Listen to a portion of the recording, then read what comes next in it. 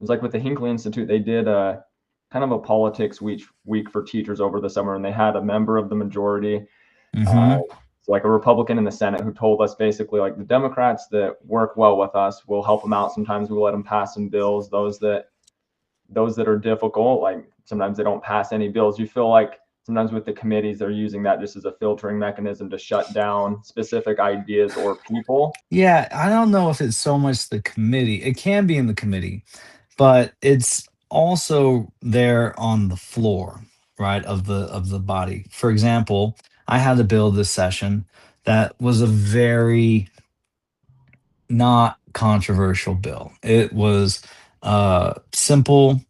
It would require landscape contractors who already have to do 6 hours of continuing education every 2 years to require that one of those hours, at least one, be dedicated to the study of water wise and fire wise principles, right? We're going through a drought in the state.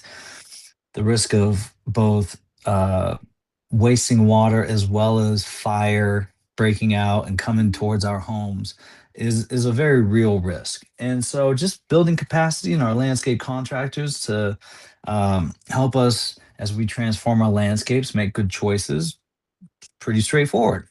Got through uh committee on the House side barely.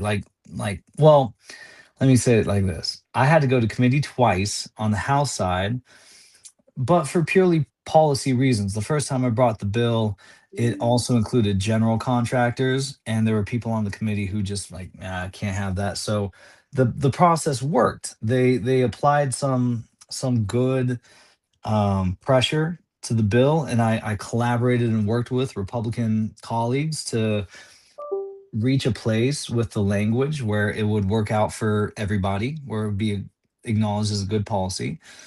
Made it through the House floor. After that, went over to the Senate. I sailed through committee. There were only 5 senators in the committee. That's a smaller body, but they voted unanimously to let the bill through because it's truly a not again, it's just a good idea. It's a good bill. But then when it came to the floor, I was told by my colleagues, "Hey man, you got to go over to the Senate side. You got to watch your bill pass." I said, "Okay."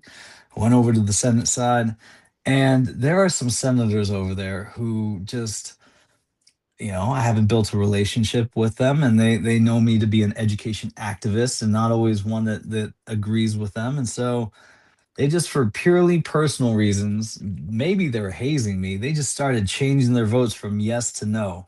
Like by the time I got over there, it was like 8-2 in favor of my bill. It was cruising.